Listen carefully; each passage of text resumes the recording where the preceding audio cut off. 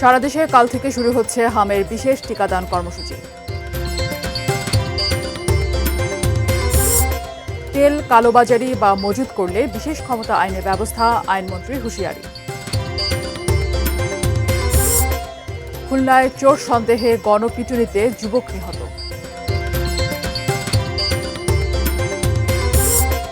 তুচ্ছ ঘটনায় ফরিদপুরের ভাঙ্গায় 4 গ্রামের মানুষের মধ্যে সংঘর্ষ, আহত শতাধিক।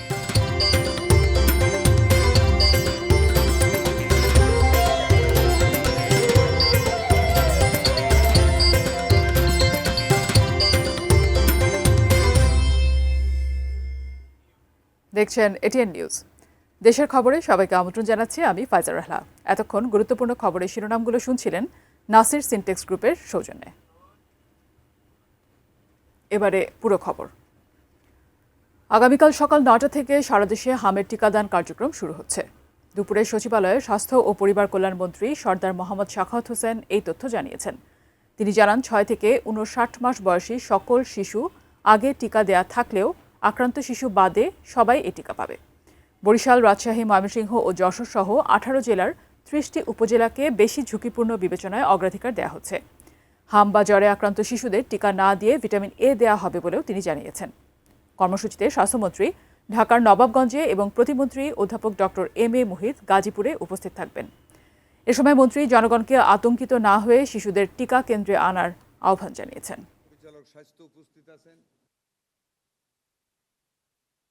18টা জেলার অধীনে 30টা উপজেলাকে আমরা হিট করতে চাচ্ছি। এখন ওইখানের মিজেলসের আক্রমণটা বেশি বিদায় 6 মাস থেকে 59 মাস, মানে 5 বছর থেকে 1 মাস কম, এই গ্রুপটাকে আমরা কালকে থেকে শুরু করতেছি।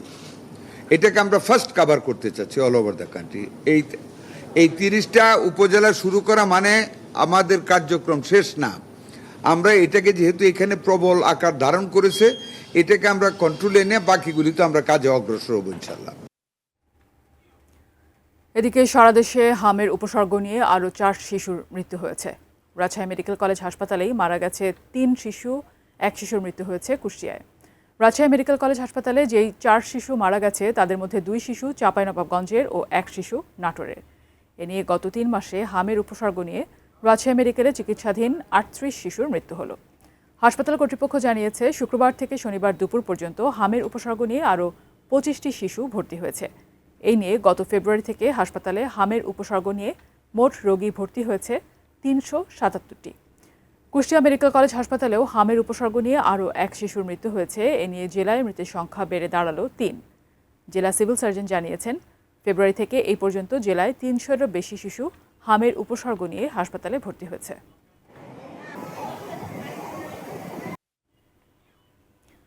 আইনমন্ত্রী অ্যাডভোকেট মোহাম্মদ আসাদুজ্জামান বলেছেন, তেল কালোবাজারি ও মজুতদারদের বিরুদ্ধে বিশেষ ক্ষমতা আইনে ব্যবস্থা নেওয়া হবে। দুপুরে ঝিনাইদহের শৈলকুপা উপজেলার ধাওড়া গ্রামে খাল খনন কর্মসূচির উদ্বোধনী অনুষ্ঠানে প্রধান অতিথির বক্তব্যে তিনি একথা বলেন। মন্ত্রী আরও বলেন, জুলাই সনদ বাস্তবায়নের সাথে গণভোটের কোনো সম্পর্ক নেই। জুলাই সনদ বাস্তবায়ন করা হবে সংবিধান সংশোধনের মাধ্যমে। থাকা না থাকার উপরে গণভোটের ভোট বাতিল হওয়া না হওয়া নির্ভর করে না। জুলাই সনদ নিজেই স্বতন্ত্র, স্বকীয় এবং কার্যকরী। জুলাই সনদ কার্যকর করতে পারবে এই পার্লামেন্ট। জুলাই সনদ কিভাবে কার্যকর হবে সেটাও জুলাই সনদের মধ্যেই বলে দেওয়া আছে। জ্বালানি তেলের সরবরাহ কম থাকায় পণ্যবাহী যানবাহনের চলাচলও কমে এসেছে, যার ফলে বাজারে নিত্য প্রয়োজনীয় পণ্যের সরবরাহে ঘাটতি দেখা দিয়েছে, বেড়েছে দাম, যা ভোগান্তিতে ফেলেছে ক্রেতা সাধারণকে। বিক্রেতারা জানান, জ্বালানি পরিস্থিতির কারণে বেড়েছে পরিবহন খরচ, যার প্রভাব পড়ছে পাইকারি ও খুচরা বাজারে। বেশি দামে কিনতে হচ্ছে পণ্য। গত কয়েকদিনে উল্লেখযোগ্য হারে বেড়েছে শাকসবজি, মরিচ, পেঁয়াজ সহ বিভিন্ন পণ্যের দাম। ক্রেতারা বলছেন, আগের তুলনায় বাজারে একই পরিমাণ পণ্য কিনতে এখন বাড়তি খরচ গুনতে হচ্ছে, যা নিম্ন ও মধ্যবিত্ত পরিবারের জন্য বাড়তি চাপ তৈরি করেছে। সংশ্লিষ্টরা বলছেন, জ্বালানি তেলের সরবরাহ স্বাভাবিক হলে এবং পরিবহন ব্যয় কমলে বাজারও ধীরে ধীরে স্থিতিশীল হয়ে আসবে। তবে পরিস্থিতি নিয়ন্ত্রণে রাখতে বাজার মনিটরিং জোরদারের দাবি ক্রেতাদের। চুয়াডাঙ্গা জেলা জুড়ে বয়ে যাচ্ছে মাঝারি তাপপ্রবাহ। আজ জেলায় তাপমাত্রা রেকর্ড করা হয়েছে 38.5 ডিগ্রি সেলসিয়াস। প্রখর রোদ আর ভ্যাপসা গরমে সবচেয়ে বেশি বিপাকে পড়েছেন খেটে খাওয়া দিনমজুর, শ্রমিক ও রিকশা চালকরা। চুয়াডাঙ্গা থেকে বিস্তারিত জানিয়েছেন মোহাম্মদ মিঠুন। চৈত্র মাসের প্রথম 2 সপ্তাহ স্বস্তিদায়ক হলেও চুয়াডাঙ্গা জেলাতে গত কয়েকদিন যাবৎ প্রচণ্ড পরিমাণের গরম অনুভূত হচ্ছে। বিশেষ করে এই জেলাতে আমরা আজকে আবহাওয়া অফিসে কথা বলেছি, আগে জানিয়েছেন আজকে চুয়াডাঙ্গা জেলায় আবহাওয়া বিকাল 3টায় তাপমাত্রা রেকর্ড করা হয়েছে 38.5 ডিগ্রি সেলসিয়াস। গতকালকে ছিল দেশের সর্বোচ্চ তাপমাত্রা চুয়াডাঙ্গায় 39.7 ডিগ্রি সেলসিয়াস তাপমাত্রা কিন্তু রেকর্ড করা হয়েছিল। আজকেও আসলে দুপুর 12টার দিকে তাপমাত্রা রেকর্ড করা হয় 35.5 ডিগ্রি সেলসিয়াস। তবে আজকে গতকালকের থেকে তাপমাত্রা একটু কম। আমরা ইতিমধ্যেই আবহাওয়া অফিসে কথা বলেছি, তারা কিন্তু জানিয়েছে যে আরও সামনে কয়েকদিন এ ধরনের তাপমাত্রা বাড়তে পারে। পাশাপাশি আমরা কৃষি বিভাগে কথা বলেছি, যিনি কৃষি বিভাগের উপপরিচালক আছে, তিনি কিন্তু জানিয়েছেন যে এই গরমের কারণে বিভিন্ন ধরনের আসলে এই বোরো মৌসুম চলছে, ধানের ক্ষতি হওয়ার সম্ভাবনা আছে। যদি বৃষ্টি না হয় তাহলে আসলে ক্ষতি হওয়ার সম্ভাবনা আছে। পাশাপাশি আমরা চিকিৎসকদের সাথে কথা বলে চিকিৎসকরা কিন্তু জানিয়েছে যে এই গরমের কারণে যদি নিয়মিত আসলে খাবার, বিশেষ করে পানি এবং পানি জাতীয় যে সমস্ত ফল সেগুলো খাওয়ার জন্য নির্দেশনা দিচ্ছেন। এবং তারা কিন্তু বলছেন যে বিনা প্রয়োজনে যেন কেউ ঘরের বাইরে বের না হয়। আর আগামীতে আসলে এখন আমরা আবহাওয়া অফিস আরও জানিয়েছে যে আসলে আগামী কয়েকদিন বৃষ্টির সম্ভাবনা নেই, তবে এক সপ্তাহ পরে হয়তো বৃষ্টি হওয়ার সম্ভাবনা আছে বলে তারা কিন্তু অনুমান করছেন। তো সব মিলে এই ছিল আমার কাছ থেকে চুয়াডাঙ্গা জেলার গরমের সর্বশেষ তথ্য। দর্শক, এই পর্যায়ে ছোট্ট একটি বিরতি নিচ্ছি, ফিরে এসে আরও থাকছে। দিনাজপুরে বিয়ের প্রলোভন দেখিয়ে এক নারী ধর্ষণের অভিযোগ, প্রাণী সম্পদ কর্মকর্তা আটক। জীবনযুদ্ধে হার না মানা অদম্য নারী পঞ্চগড়ের সাইকেল মেকানিক সাধনা রানী।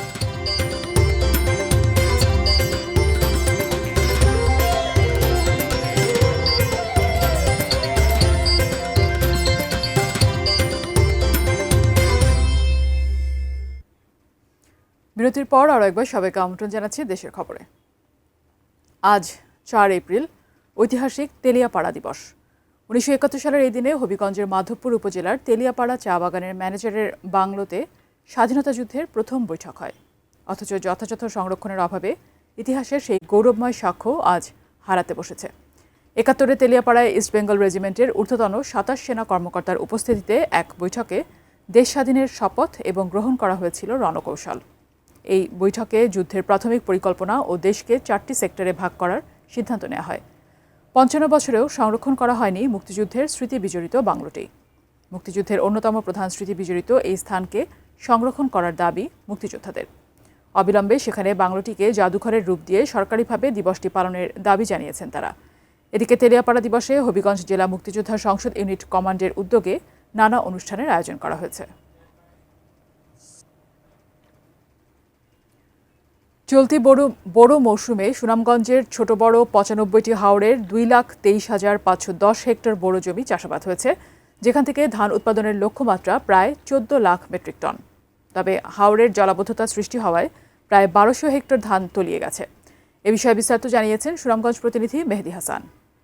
সুনামগঞ্জে প্রতি বছর সরকার প্রায় শত কোটি টাকা হাওর রক্ষা বাঁধ নির্মাণ এবং সংস্কারের জন্য বরাদ্দ করে এবং প্রতি বছরই এই বাঁধ ফসল রক্ষার চেয়ে কিছু জায়গায় সুনামগঞ্জের বেশ কিছু উপজেলায় ফসল রক্ষার চেয়ে ক্ষতির কারণ হয়ে দাঁড়িয়েছে। আমি যদি আপনাকে দেখাই, আমি এই মুহূর্তে আছি সুনামগঞ্জের দেখার হাওর পারে। একটু যদি দেখেন 40 ভাগ ধান কিন্তু পানির নিচে তলিয়ে গিয়েছে এবং তারা বলছেন যে এই যে মহাসিং নদীর যে হাওরের ফসল রক্ষা বাঁধটি আছে, সেই বাঁধটির কারণেই কিন্তু এই জলাবদ্ধতা সৃষ্টি হয়েছে। এবং শুধু সুনামগঞ্জের দেখার হাওর না, জামালগঞ্জ, তাহিরপুর, মধ্যনগর সহ বেশ কয়েকটি উপজেলায় কিন্তু ইতিমধ্যে জলাবদ্ধতার খবর আমরা পেয়েছি। এবং কৃষি বিভাগ বলছে সুনামগঞ্জে প্রায় 1800 হেক্টর জমির ধান কিন্তু ইতিমধ্যে পানিতে তলিয়ে গিয়েছে। এবং তবে স্থানীয় যে হাওর রক্ষা আন্দোলন, হাওর বাঁচাও আন্দোলনের যে নেতারা আছেন, তারা কিন্তু বলছেন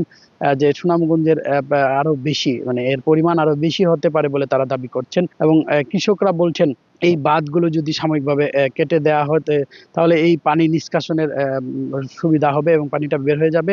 তবে আমরা কথা বলেছিলাম জেলা প্রশাসকের সাথে সুনামগঞ্জের, তিনি বলেছেন যে ইতিমধ্যে তাদের পক্ষ থেকে একটি প্রত্যেক উপজেলায় একটি কমিটি করে দেওয়া হয়েছে, 5 জনের একটি কমিটি, এবং এই 5 জনের মতামতের ভিত্তিতেই বিভিন্ন জায়গায় বাঁধ কেটে দেওয়া হবে বলে তারা বলছেন। এবং আগামী 6 তারিখ একটি পূর্বাভাস রয়েছে ব্যাপক বৃষ্টিপাতের ভারতের চেরাপুঞ্জিতে, এবং সুনামগঞ্জেও এই বৃষ্টিপাত হওয়ার সম্ভাবনা রয়েছে। সেই সম্ভাবনার কারণেই কিন্তু এখনই বাঁধ কেটে দেওয়ার কোনো উদ্যোগ প্রশাসন নেয়নি। তো এই ছিল আমার কাছে সুনামগঞ্জ থেকে এই জলাবদ্ধতার সর্বশেষ তথ্য।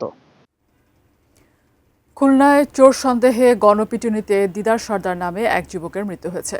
পুলিশ জানিয়েছে, সকালে আড়ংঘাটা থানার লতা গাছতলা মন্দির এলাকায় রেললাইনের পাশের মাছের ঘেরে এই ঘটনা ঘটে। চুরির অভিযোগে দিদারকে আটক করে নির্দয়ভাবে মারধর করা হয়। গুরুতর আহত অবস্থায় উদ্ধার করে স্বজনরা তাকে খুলনা মেডিকেল কলেজ হাসপাতালে নেওয়ার পথে স্ত্রীর কোলেই তার মৃত্যু হয়। দিদার সর্দার গোপালগঞ্জ জেলার কাশিয়ানী উপজেলার আরকান্দি গ্রামের বাসিন্দা ছিলেন। পরিবারের দাবি, দিদার গাড়ির সহযোগী ছিলেন, চোর ছিলেন না। ঘটনার তদন্ত চলছে এবং দোষীদের বিরুদ্ধে ব্যবস্থা নেওয়া হবে বলে জানিয়েছে পুলিশ।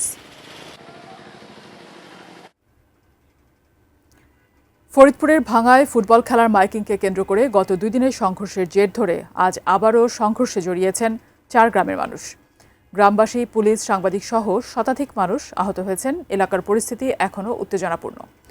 পুলিশ জানায়, 2 দিন আগে মনসুরাবাদ গ্রামের রাহাত নামের এক কিশোর ফুটবল খেলার মাইকিং করার সময় পাশের খাপুরা গ্রাম, সিঙ্গার ডাক গ্রাম ও মাঝিকান্দা গ্রামের কয়েকজন তাকে মারধর করে। তারই জের ধরে গতকাল শুক্রবার সন্ধ্যার পর প্রায় 2.5 ঘন্টা মনসুরাবাদ বাজারে সংঘর্ষ হয়।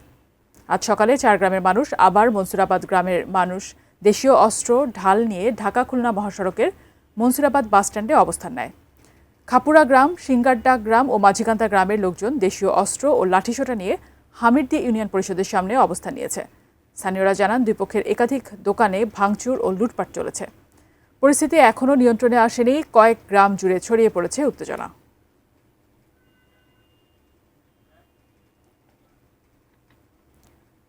বিয়ের প্রলোভন দেখিয়ে এক নারীর ধর্ষণের অভিযোগের প্রেক্ষিতে দিনাজপুরের হাকিমপুর উপজেলার প্রাণী সম্পদ কর্মকর্তা শফিউল ইসলামকে আটক করেছে পুলিশ। শুক্রবার সন্ধ্যায় হাকিমপুর উপজেলার থানা রোড এলাকা থেকে তাকে আটক করা হয়। পুলিশ জানায়, ভুক্তভোগী এক নারী অভিযোগ করেন, বিয়ের প্রলোভন দেখিয়ে বেশ কিছুদিন ধরে শারীরিক সম্পর্ক স্থাপনে তাকে বাধ্য করে আসছিলেন উপজেলা প্রাণী সম্পদ কর্মকর্তা শফিউল ইসলাম। শুক্রবার ভুক্তভোগী নারী থানায় অভিযোগ দায়ের করলে অভিযুক্ত শফিউলকে রাতেই আটক করে পুলিশ।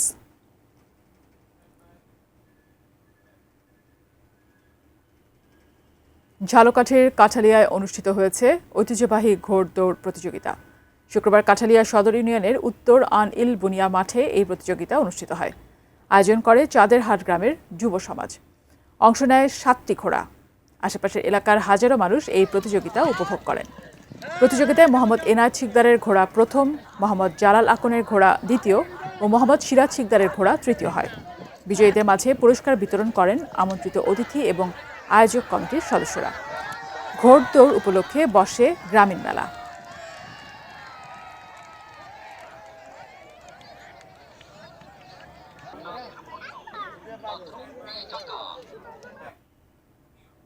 দেশের খবরে ছোট্ট একটি বিরতি নিচ্ছি, সাথেই থাকুন।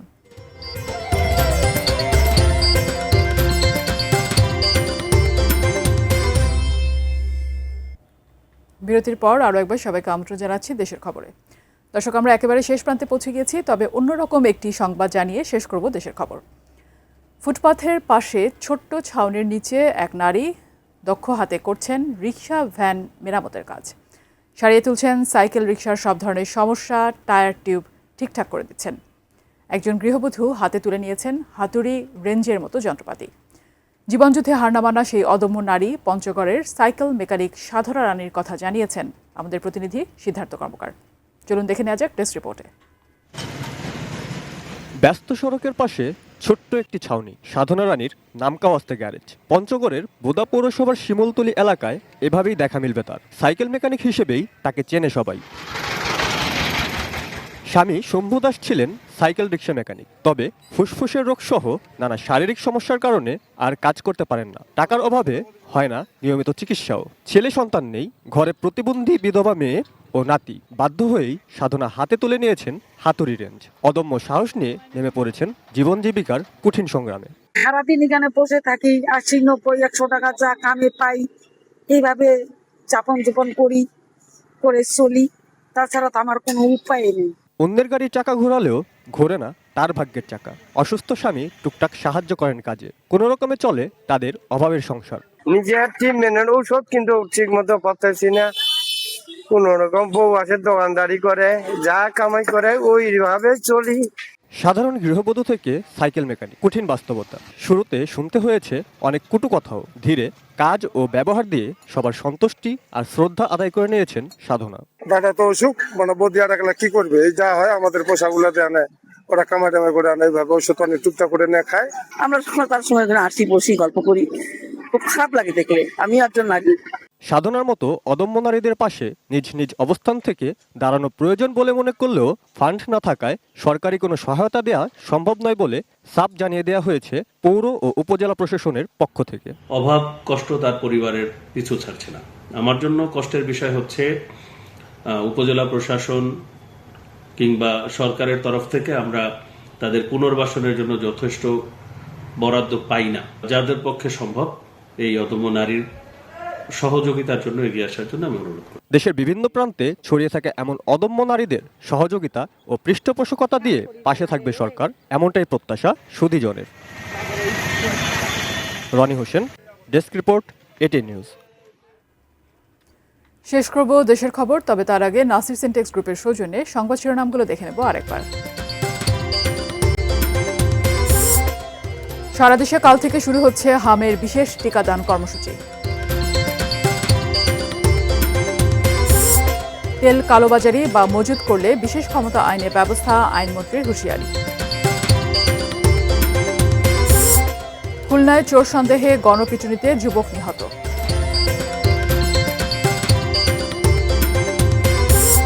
তুচ্ছ ঘটনায় ফরিদপুরের ভাঙ্গায় 4 গ্রামের মানুষের মধ্যে সংঘর্ষ, আহত 27।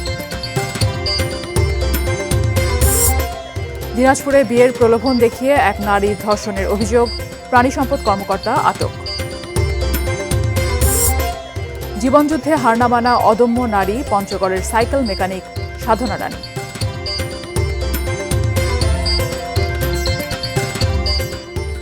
এই ছিল আজকের দেশের খবর। এতক্ষণ সাথে থাকার জন্য সবাইকে ধন্যবাদ।